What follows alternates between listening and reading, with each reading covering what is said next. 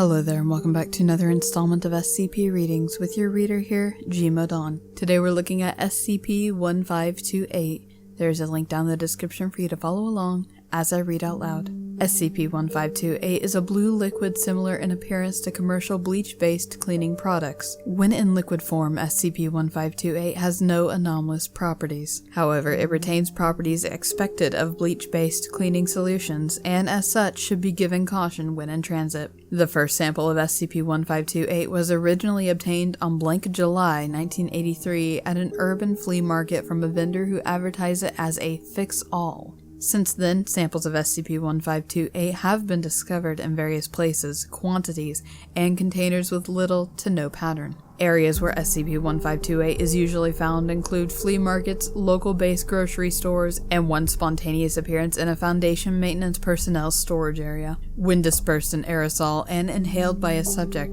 SCP-1528 has an immediate powerful psychological effect. If any object is perceived as flawed or broken by the subject and proceed to have SCP-1528 applied to it, the subject will undergo a sensory or cognitive shift that is applied to their entire consciousness in order to correct the object's flaw. This effect does not subside until the subject is unconscious. For additional details, please refer to the addendum.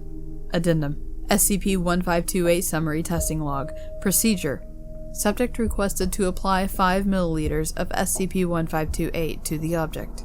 Subject D67365. Object: Illustration hung on wall. The object flaw: Illustration was hung crooked at approximately 20 degrees off center. The result: Subject tilted to the side and immediately lost his balance. The subject appeared to believe that the building was slanted to the side at a 20-degree angle. While affected by SCP-1528, subject was not able to recall a time when the world was not tilted at a 20-degree angle. Subject D67365. Object: Illustration of a landscape. The object flaw: Colors of landscape features inverted. Yellow grass, orange sky, etc. The result: Subject temporarily experienced extreme confusion and visual disorientation, followed by a return to normal behavior. Subject did not report any abnormal effects, but it is believed that their ability to see color was inverted by SCP-1528. Subject D67365. Object: Music and speaker system playing Anna NG by They Might Be Giants. Object flaw: Song played at double speed. The result: Subject began moving at an increased speed proportional to the tempo of the song's playback. Upon interview, expressed annoyance at slow movements of researchers. Subject D67365. Object: Thermometer. Object flaw: Incorrectly calibrated 30 degrees Celsius cooler. The result: Subject's body temperature immediately began rising. Subject complained of extreme pain due to cold and fell unconscious after 31.2 seconds. The body appeared to undergo symptoms similar to heat stroke. Analysis showed that at this time, D67365's body temperature was much higher than normal. After 15 minutes, D67365 expired due to the extreme change in body heat. Subject D76290. Object: Human subject D67431. Object flaw: D67431's face has been severely disfigured.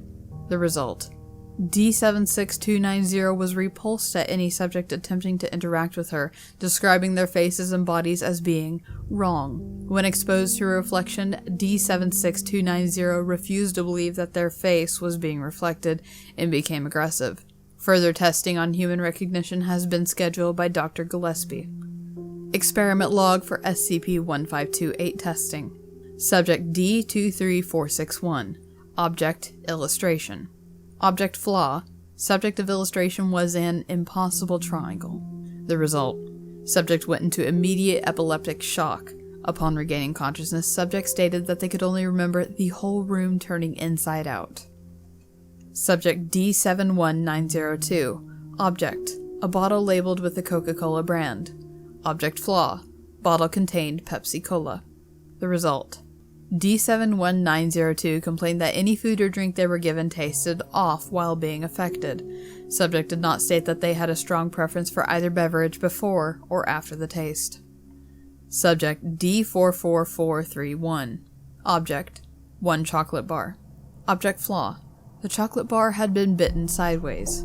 The result: D44431 refused to consume chocolates or chocolate-flavored objects in any other way than consuming them sideways.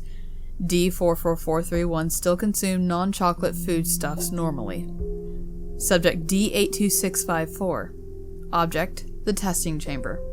Object flaw: D82654 has a mental disorder which causes him to believe every room has something wrong with it. Result: D82654's mental disorder was temporarily alleviated as expected. Instead, he began to apply the same specific flaw that he had in the test chamber to every room he was taken in to observe. For the record, the specific flaw he noted was the paint being too dry. Subject D87661. Object: D00391, who is an amputee, left arm. Object flaw: D87661 suffers from body integrity identity disorder. Result: D87661 began to report that they felt their left arm had been liberated from their body. Analysis of D87661's left arm showed a complete lack of sensory input to the brain. D87661's sensory information returned to normal immediately after being made unconscious following the test. Subject: D32641. Object: D09871. Object flaw: D09871 suffers from dwarfism. The result: D32642 had difficulty moving with precision and reported seeing non-structural objects as significantly smaller than they actually were. He reported his perceived height to be 3 meters tall and had similar reports for the size of other people. Subject: D28830. Object: a mirror. Object flaw: none. Intended as a baseline test. The result: D22830 appears disoriented, exhibits laterally inverted movement. Subject further attempts to grasp objects with her opposite hand. Reports the entire facility appears backwards. Of particular interest is that, although right-handed, D8830 was able to write with her left hand with no difficulty, albeit inverted. Subject D56790. Object: a monitor displaying Java source code written in the blank IDE. Object flaw: the name of a core library was misspelled. The result: D56790 was a programmer. Subject believed that the misspelled name was the correct name. When asked to write code, D56790 could not perceive the errors. Instead, he perceived the code as doing what he would expect. Bugs did not appear if he expected the code to work. When the code was corrected, he perceived the compiler as giving an error. Addendum 2. Additional testing. Subject: Dr. Boyd. Object: 62-page document detailing the specifications of the theory of special relativity. Object flaw: none inherent. Before working for the SCP Foundation, Dr. Boyd, who is not a physicist, had expressed cynicism concerning special relativity. Note: test resulted from accidental exposure. Result: Dr. Boyd attempted to steady himself on a nearby desk before collapsing into unconsciousness. This quickly alerted personnel to his presence. Security Officer Fish restrained Dr. Boyd, and he was moved to the medical ward. Dr. Boyd reported he experienced the rapid upwards acceleration of the whole building. I always enjoy when SCPs take some sort of everyday household object and turn it into an SCP. Something as simple as a bottle of Windex, which we all usually have sitting around under our sinks in the bathroom, what have you, can change things so drastically for those exposed to it. It seems like this SCP takes whatever it is it comes into contact with and makes the world mold around it to fit it in. Even if there's nothing inherently wrong with the object, as seen by the mirror test, it shapes the world for whoever is affected by it and shapes whoever is affected by it themselves to fit whatever is wrong with it or whatever isn't wrong with it. When the man who was selling it at the flea market said that it was a fix-all, well, he wasn't exactly lying. It makes the object seem as though it belongs, no matter how broken or different it may be. So that has been SCP-1528. Thank you for joining me on this reading. Like, comment, subscribe, and I will see you guys in the next one.